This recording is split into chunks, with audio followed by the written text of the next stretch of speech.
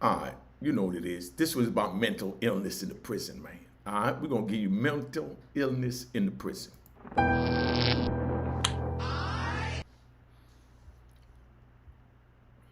guys, welcome to Platinum Cuisines. We're located on the North Mile in Freeport. Tune in to Unique Mecca Audio. All right, Unique Mecca Audio, man. I'm gonna tell you this one. This is a good one. This is about mental illness in the prison. Y'all been asking for a Chicago story, but I don't know if y'all wanted this one, but I'm sure you're gonna enjoy this one. This is mental illness in the prison. All right, we had a homie. We in Coleman, we in Coleman Penitentiary. We had a homie from Chicago. I think that's where he was from. If I'm wrong, y'all correct me, because I know there's enough people out there that was in the prison that's watching these videos. Big shout out to the homies. Now, mental illness in the prison. We had a dude from Chicago. His name was Chuck. You know what I mean? Chuck was about 6'2". You know what I mean? About 220, about 230. You know what I mean? He wasn't in bad shape, but he wasn't in good shape. He had a little bare belly. You know what I mean? And he walked around and always played crazy. You know what I mean? So don't mind these words I'm using, 'cause I know we got the nitpickers. Now, Chuck always played crazy. Chuck walked around and he talked to himself. And he got his own language. Nobody know what he talking about. Like, he'll come up to you in the unit doing the night bell. You know what I mean? And do like, huh? You know what I mean? And be like, you know what I mean? So we know he want a soup. So, of course, we gave him a butt naked soup. You know what I mean? So we gave him a little butt naked soup, and Chuck was cool. Chuck spent all day. He spent all day out on the compound looking for cigarette butts and chew. Chew is where, they police chew the chewing tobacco, you know what I mean, out the little round can, Copenhagen, I think they call it, and spit it on the ground. You know what I mean? So when they spit it on the ground, you got a whole bunch of dudes that did it, not just Chuck with the mental illness. You had dudes that so-called didn't have mental illness that was running around picking chew up off the ground. So imagine the police walking around and you see him with a big glob in his mouth and he chewing, and you got 10 inmates walking behind him. Everybody's waiting on him to take a break from chewing that tobacco and spit it out. You know what I mean? They only spit it out. They go, they pick it up, they put it in their pocket, or they put it in a napkin, or they walk around with a glove, a little plastic glove like you're in one of the smorgasbord joints. You know what I mean? Or they walk around with an envelope, whatever. You know what I mean? But they'll pick that joint up, take it back to the unit, put it in a microwave. You know what I mean? Yeah, the microwave that we all ate out of. That was always a big problem when we catch somebody doing that.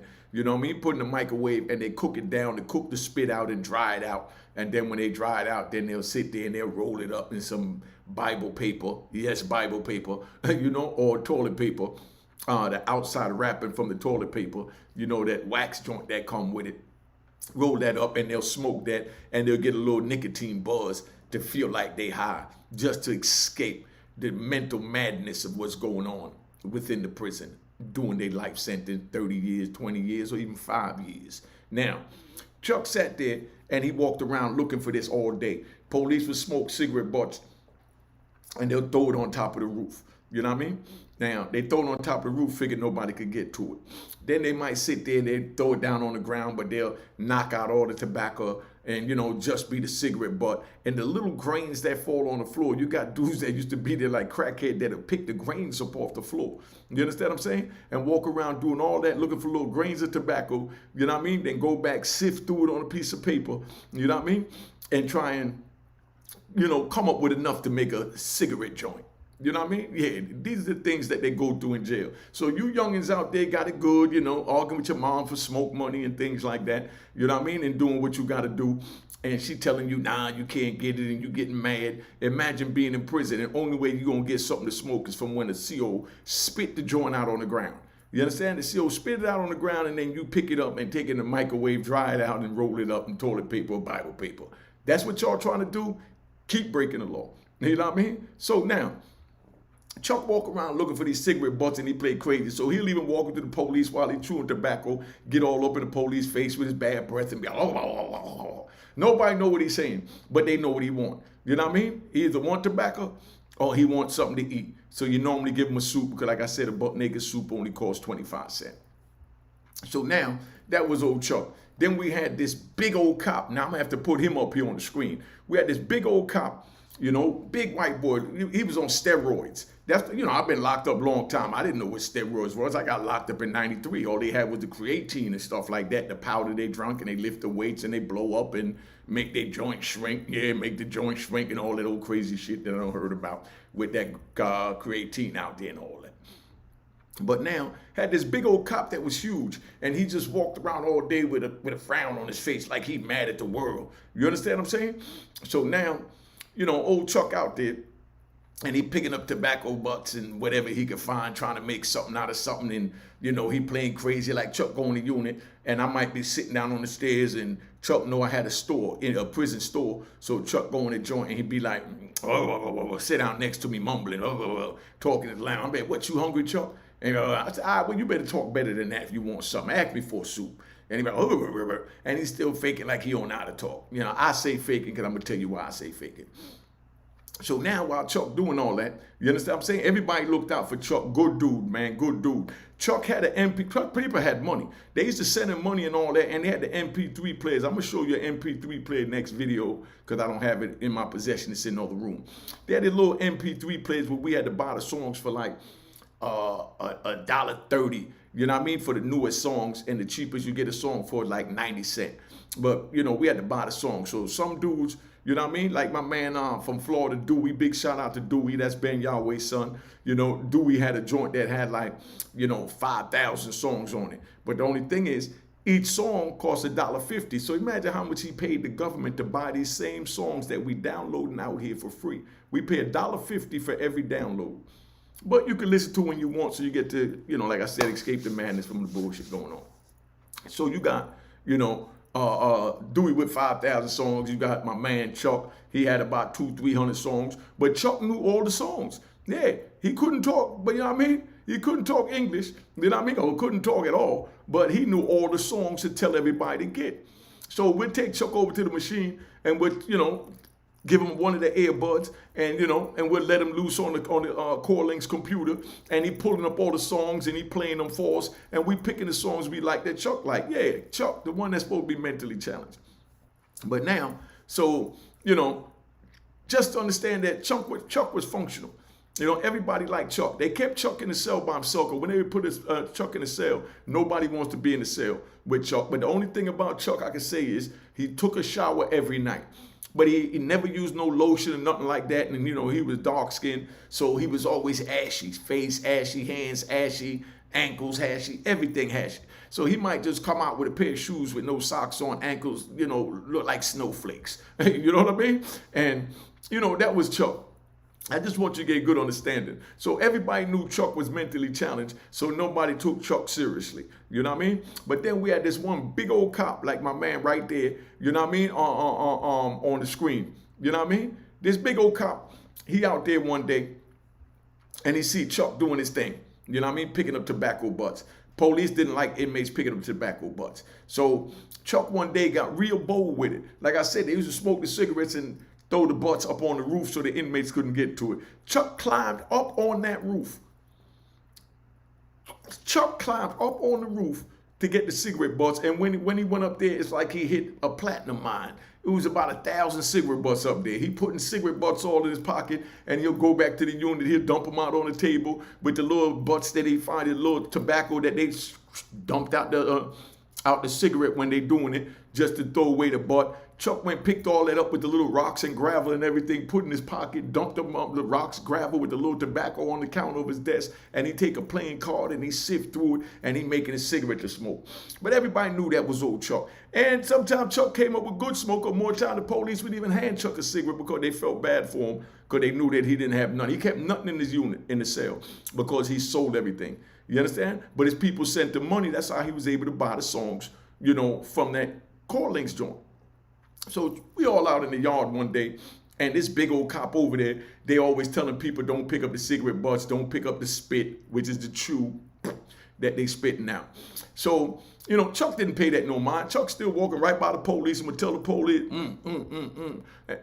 pat him on his leg, like how they did me in Oklahoma when that police pat me on the ankle I told you about in another video, and said, "That a boy, You know what I mean? Like I was old Cal. That's how Chuck patting the police on their big black boots, tell them to move out the way so you can get the little tobacco he see on the floor, or the cigarette butt or whatever, when they telling us we ain't allowed to pick it up. But the police know that Chuck ain't got it all upstairs. So, you know what I mean? They let him get away with it. Then there was this one big old cop in there, man. I mean, this big old cop, this dude was so big. He was big like this dude right here. He was huge, but he was on steroids, and he walked around all burly all the time and all that. So we out there one day, and he told Chuck, stop picking up them cigarette butts. You know what I mean? So Chuck looked at me and said, you know what I mean? And he said, didn't I tell you stop picking up cigarette butt? Chuck kept picking up cigarette butt. So when Chuck was down there picking up cigarette butt, he went and physically put his hands on Chuck and grabbed him by the back of his jacket. It was like the winter months, so we had our little, prison jackets on. He grabbed him by the back of his jacket and tried to like spin him around by the jacket. Chuck wasn't having it. You know what I mean? Chuck got mad because that's like a dog eating his food and, you go messing with his bowl. You know what I mean? Chuck trying to get his food to eat with these tobacco and they messing with his bowl. So they grabbed Chuck and, pulled Chuck. And when they pulled him, he spun around and the police trying to grab him, but his jacket is all wrapped around him. But the police trying to grab him to cuff him to lock him up for picking up his cigarette butt. No other police mess with Chuck. Like I said, Chuck every bit of 6'2", about 220, 230. You know what I mean? And in good shape, just got a little bit, little gut from eating the soups late night after he done smoking cigarettes when they lock him in the cell and he ain't got nothing better to do. So Chuck sitting there and he spinning around with the dude grabbed him by the jacket. Now the dude tried to grab Chuck and slam Chuck. And all Chuck trying to do is get away. Chuck ain't trying to fight. Hit that like button, man, and hit that Cash App if y'all like these videos, man. Show some support. Hit that like button and subscribe and show the support. So Chuck grabbed the dude trying to stop him from grabbing him. You know what I mean? And now the dude mad because he couldn't pick Chuck up to slam him. You know what I mean? A big old Broly boy like this. You know what I mean? He mad that he couldn't pick this black boy up and slam him. So when he did that, Chuck got mad because he kept trying to grab him by his legs like he trying to scoop him. So Chuck got mad and grabbed him by the waistline, picked this cop up in the air, had him all the way up in the air over the head, and slammed him down on his back and his neck. You know what I mean? Now the other police see it, so it don't matter how crazy Chuck be playing now, how crazy Chuck is. You know what I mean? Maybe that was old Chicago strength in him. You know what I mean? Or wherever he was from. Y'all correct me like I said, but if I'm not mistaken, I think Chuck was one of the Chicago family. You know? So Chuck slams the boy. The police run over there trying to grab Chuck. And now Chuck feel threatened the same way you call a raccoon, a skunk, anything in the corner, a cat, your pet poodle, you know what I mean? Your pet monkey Bubbles, you corner them in the corner, and you know they're going to fight to get out. So now Chuck fighting, and he fight like 5, 6 police. You know what I mean? Now, the one that he slammed, he got up and got mad and just barreled past everybody and tried to grab Chuck by the legs, and Chuck grabbed him by the waistline again, picked him up in the air, where his legs is behind him, is behind him, his head is over this way, and Chuck got him up in the air and slammed him again. So everybody like, oh snap, Chuck done lost it. But Chuck holding his own, you know what I mean? So now they out there fighting, they coming and Chuck throwing punches and he whooping them. You know what I mean? So I mean, this old Chicago story for y'all, Chicago family. You know what I mean? Y'all want to know, you know how your people hold it down. So Chuck whooped this cop. So they locked Chuck up. Chuck was getting ready to go home. So could you believe they locked Chuck up? Now that he get ready to go home and talk about they gonna give him 28 days, you know what I mean? Lost a good time. So now he had to do 28 more days and he's getting ready to go home. Chuck didn't even care about going home and think about going home. We used to tease him and tell him, you get ready to go home, Chuck. You know what I mean? And Chuck, he ain't even thinking about it. He's just looking for tobacco on the ground. But Chuck don't whoop this big old cop. And the big old cop ran around when he came. He walking around like he cut like that, thinking everybody's scared of him. You understand what I'm saying? But dude just didn't want no problems. But, Chuck didn't want none either. But he forced Chuck's hand. You know what I mean? So now Chuck goes in the shoe and they lock him up in there for about a month. You know what I mean? So he lost his good time. And then, this cop had the nerves to come back to work the next day. when they was telling them, go take some sick time so you get paid by the government, blah, blah, blah. This is what all the COs is talking about, what they trying to tell them. Go get some sick time, man, and you know what I mean, and get your head right. You know what I mean? But you ain't had no business putting your hand on no goddamn inmate like that, much as an inmate like Chuck, that you know is mentally challenged. So he feels stupid, but he walking around. But now, after Chuck done slammed him twice on his joint, he walking around like this now, with like, you know, the muscle arm, and this how he look, all deformed from where Chuck slammed him. So everybody's saying, you know, when he walked by, they be like, yeah, that's that Chuck work. That's that Chuck work. You know what I mean? That was Chuck work. You know what I mean? And like I said, he walking arm all stuck out, looking all crazy. So now they getting ready to let Chuck out, but being that Chuck crazy, he ain't connected to no gang or nothing because, you know, Chuck just got his own language doing him. They let Chuck out. So now when they let Chuck out the hole, Chuck walking out the compound, Chuck ain't even thinking about that cop. But he's sitting there and he sees some tobacco butts right there next to that cop again. Now he go over there to go get the tobacco, and the cop stand there, and the cop take two steps over to give Chuck room to pick up his cigarette butts. Well, that's all he had to do the last time, and he wouldn't have had to worry about being slammed on his neck and disrespected in front of all the men out there. You know what I mean? So now he acting like he don't see Chuck. He looking straight up. Like he got an attitude, and Chuck all on his feet picking it up. Chuck didn't even care nothing about that. You know what I mean? So now, Chuck out there. So a month go by and I'm in the unit with old Chuck. Chuck come over there, So you already know what that means. He wanted a butt naked suit. So I give him a little butt naked suit, but if he didn't knock the cop out, I gave him 3. You know what I mean? No disrespect. But I give him 3 suit. So he go over there and he start cooking. And one thing about Chuck, you know what I mean? He'll get the food and he'll never say thank you. Because he always playing crazy. So he sit there and he go hook up his soup and he chilling.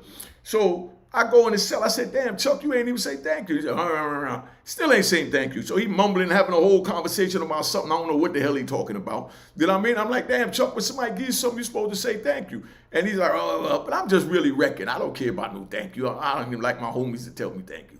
But anyway, so we up in the joint. So I said, Chuck, when you going home? And he said, huh? I said, when you go home? He said, huh? I said, to the street. You getting ready to go, right? And he said, man, I don't know. I said, give me your papers, man. Because I know you lost good time from slamming that cop on the neck. So I look at his papers, and I saw Chuck was supposed to be home 90 days before that even happened. You understand what I'm saying? So come to find out, that was the reason they put Chuck back on the compound, because they forgot about his paperwork. Because normally dudes get ready to go home, they go in the unit team office, man, I'm getting ready to go home in 2 weeks. You got my halfway house package. My family want to send clothes in and things like that. Chuck ain't do none of that. Chuck just walked around looking for cigarette butts. You know what I mean? So he's supposed to be home 90 days ago. He said, huh? So I take his paperwork to the next day. They hated me in there, first of all, because I look out for brothers like that and the other brothers that needed help, because I knew the legal work. So I go get Chuck the next morning, and I take Chuck in the back to the unit team office. So when I take him in the back to the unit team office, I show him the paperwork. I said, look, Chuck was supposed to be home 90 days ago. So that incident that happened with Big Red, that's what we called him Big Red, because he was a big old redneck. So we called him Big Red. I said that incident happened with Big Red in the yard should have never happened, because Chuck should have never been here. Y'all missed this paperwork. You know what I mean? So they already knew it, but they paid off. So, let me see that. So they looking at it. They said, oh, you're right. But he lost 28 days. All right, well, then he still got 60 days over. You know what I mean? Oh, there's nothing we can do now because he hit the officer. Nobody's trying to help him. I said, I don't care who he hit or what he's trying to do. The man don't belong here. You got him 60 days over. First it was 90 days. You took 28 days. So call that a month. So he still got 60 days that he over. So Chuck's supposed to get immediate release. And they're like, come on, they call me Hall. Come on, Hall. How you gonna sit here worrying about Chuck when you sitting here doing a life sentence? I said, because he's a man. He's a black man. He's in the struggle, and he need to get out, and he got issues. You understand what I'm saying? So now I go back there, and they talking to me one-on-one. I say, look, man, just do the man paperwork. Get the man out of here, man. He don't belong in here, because I don't want the officers to try and get retaliation and do nothing to Chuck. Because, not threatening y'all, but if y'all try and jump on Chuck when I'm around, it's not going to be nothing nice. You understand what I'm saying? So please, let's not do that. There's other brothers that feel the way I feel, because we feel like you took advantage of Chuck. You know what I mean? Or tried to take advantage of Chuck. So they talk, but Chuck beat up the police and this and that. No, the police put his hands on him. You saw it on the camera. They looked at it. That's why they let him out. Now I realize y'all let him out because you got the man 90 days over his time in prison. You know what I mean? And we're going to look at it. So now they look at it, and then they come back and they pull me up. They be like, look, We got Chuck leaving in 10 days. We got time to, to do his paperwork. You know what I mean? So now, mind you, I told you Chuck used to always, when the police throw the cigarette butts up there, at night when it get dark, about 7:30, right before it get pitch dark, Chuck would go up there when the compound closed and he'll throw his hands up on the top of the roof and pull himself up, go up there and get his little, cigarette butts the police been throwing up there. So now they know they don't promise me they're going to let old Chuck leave in 10 days. So guess what they do? They lock Chuck up for attempted escape because they said he climbed up on the roof. The man been doing it way before this. But that was their way of getting back at me for getting involved. Something they normally let him get away with. Now they want to lock old Chuck up for climbing on the roof, getting cigarette butts. You know what I mean? So they lock Chuck up again. Chuck do 30 more days in the hole. So now I feel bad. Chuck come out, so I make sure I bring him down there a bunch of soups and, the little Kool-Aid pack, you know what I mean? And, bought him some chips and made sure he got food to eat. But he's still, over 30 days. So, I felt bad as a man. But Chuck telling me, oh, don't worry about it. I ain't worrying about them. So I give him something to smoke. So he's smoking his cigarettes and he's chilling. So now, here goes old Chuck. Chuck goes and he gets on the phone. You understand? I never seen him on the phone. The homies said Chuck got on the phone after I talked to him. Now, the homies come over there, they laughing at me. They say, man, you doing all that, going all out for Chuck, man. You know what I mean? He ain't even from New York. I don't care where he from. He a black man in the struggle. You know what I mean? And of course, that's what I told him. So he said, yo, but you doing all that? And Chuck got on the phone and was talking to his people on the phone, and he wasn't talking that crazy mumbling talk. That man was talking just as straight as me and you, man. Chuck been faking everybody out for all this time. You understand what I'm saying? They said Chuck on the phone telling his people that he get ready to go home in 10 days. You know what I mean? Because he done did 30 days, came out, so now he still had the little 10 days. So we sitting in there and everybody laughing and, we all having fun. So I go up to Chuck. I said, Chuck, I thought you couldn't speak. He said, and he talked. I said, yo, the homie said he seen you on the phone talking to your peoples, man. And Chuck plays stupid like he don't know. So up to this day, I don't know if he ever was, because I didn't hear him talking on the phone. But the homies is saying that Chuck got on the phone, was talking clear as day to his family members on the phone, telling them he get ready to come home, man. But you know what I mean? So what it was is Chuck playing like he's stupid, playing like he crazy, so he ain't had to join no gang. He ain't had to worry about nobody messing with him, because if you think you crazy, they going to leave you alone. So Chuck ran that the whole time to get away with it, playing like he crazy. So how many of you youngins watching this willing to go to jail to play like you crazy, picking up cigarettes, smoking, spit off the ground, you know what I mean? Not using no lotion, you know what I mean? Do all of that just to be safe to survive in the penitentiary. That's why I say don't get involved in it, ain't worth it. So don't say I didn't tell you, man. But this big old cop over here, man, this big old cop right here, you know what I mean? He tried to jump out there on the homie Chuck. Chuck whooped him, man. Dropped him all on his neck, body slammed him, disrespected him out there in the yard twice. And Chuck wasn't trying to fight. The dude tried to attack him the second time because he was embarrassed that he dropped him and couldn't believe that he dropped him, because everybody looked at him as no disrespect, penitentiary talk, crazy Chuck. So now the whole prison, the inmates, the police, the female police, the unit team, everybody laughing at this big cop because he come there all broed up on steroids, acting like he was cut like that with these tight-ass shirts. This man used to actually take his shirts and he'll get them stitched so that they tighter, so they fit on his muscle, so that they look even more bulging and threatening. That ain't fool Chuck. Chuck dropped them all on his joint. So anyway, so we sitting there, and now Chuck get down to about 8-9 days. He's supposed to be leaving in the morning. Chuck's still playing crazy. The night before, we all sitting down talking to Chuck. We tell him, boy, you get ready to go home, man. You get ready to go in the world. You going to go get some. Tell Chuck, you know what I mean? You going to go get some, baby boy. And we all teasing him. And he like, man, he just wants something to smoke. He leaving in the morning. He's still worried about something to smoke. Still playing crazy, I say. Because the homie swear on a stack of Bibles, man, I heard Chuck talking to his people, the nigga been faking you. Hit that like button, man, and drop a cash app if you like this, man. Hit the cash app and the like button if you like this story. So Chuck get ready to leave in the morning. So the next morning he get ready to leave, you know what I mean? And Chuck come in the cell, you know what I mean? Because, they wake up early in the morning. Chuck come to my cell door before I leave, you know what I mean? And I'm thinking he want a cigarette. He knocked on the door, you understand what I'm saying? And guess what Chuck did, man? Chuck knocked on my door when they woke him up like 3:34 in the morning to go down to R&D to get packed out to get ready to leave for 7, 8 o'clock in the morning, Old Chuck came, knocked on my door. I looked up, I seen him. The lights is out there. I go to the door, and Chuck said, thank you. Chuck thanked me before he left. Never heard him speak. That's why I said a couple of times in the joint that he was acting like he crazy. I ain't hear him do a whole sentence, but before that man left, he came to my door and thanked me for helping him get out of prison, man, and doing his little grievances and all that to get him out of prison. But, you know, that's how God worked, man. I looked out for the brother. I looked out for a lot of brothers in the joint.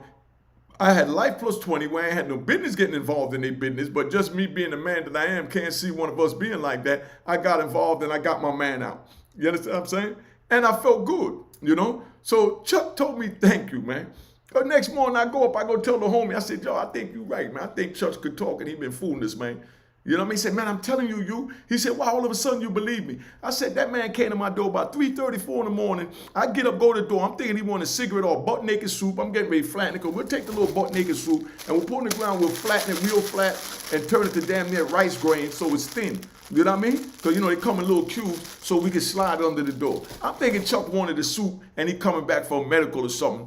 You know what I mean? Or he wanted something to eat before he leave. But I came to the door and Chuck said, thank you. You know what I mean? The man never said thank you the whole time I was there with him 2-3 years. You understand what I'm saying?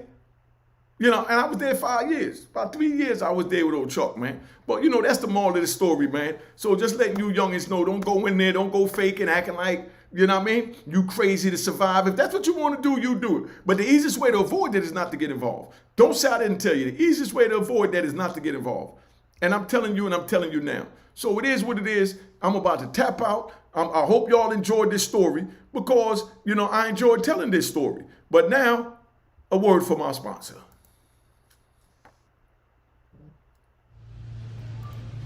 Hi guys, welcome to Platinum Cuisines. We're located in Freeport on the Nordica Mile. Just wanted to introduce my partner, Amy. Hi guys, how are you? And this is my sister-in-law, Diana, another partner. I just ask that you come support our minority-owned business. We serve Asian fusion, Caribbean cuisine, and we have a beautiful restaurant located on the Nautical Mile in Freeport, New York. And we're asking that you come check us out and also make sure to tune in to Mecca Audio TV.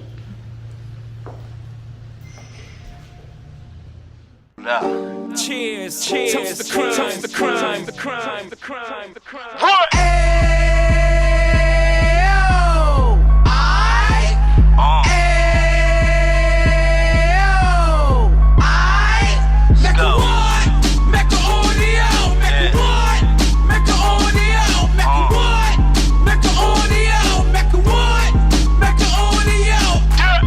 Fresh out the can of 26, yeah. Heat back on the strip, getting back in the mix. Yeah. What he mentions a gift. You stand up 10 toes down, and I suggest you pay attention to this. Real. Take a little gully posse and put it in Harlem. He cut from the bottom, came up from the bottom. Drop the book, you should go and get it. The Instagram page and the YouTube, you could go and visit. Yeah. Then you could consider yourself LinkedIn. Sit front row and get Jews from a kingpin. How he went through it, so you ain't gotta go do it. To not pay attention would be stupid. Talking about a man that probably put your grandfather on. Probably the reason that him and your grams got along. A man that generated millions on the block, did his time, never squilling to the cops, Mecca Audio.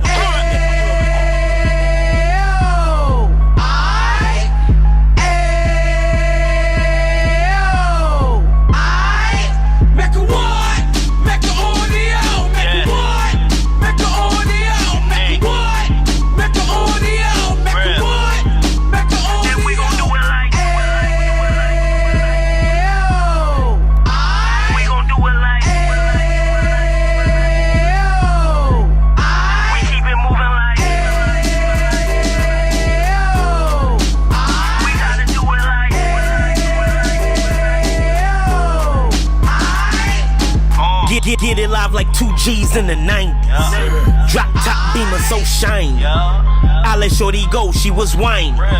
Treat her like my past, she behind me. Spend a couple bands on the dapper Dan. You be back again, getting green like a Packers fan.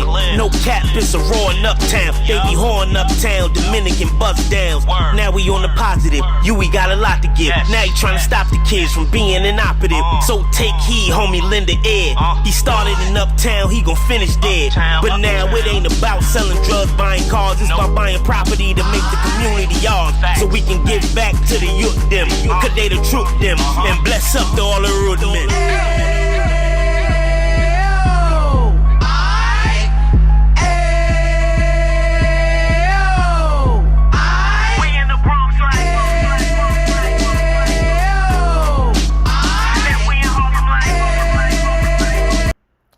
You know what it is, man. Unique Mecca Audio, man. Cop the book of Rowan Harlem, man. Cop the book of Rowan Harlem at rowanharlem.com. Fire, audio book, the whole nine. All right?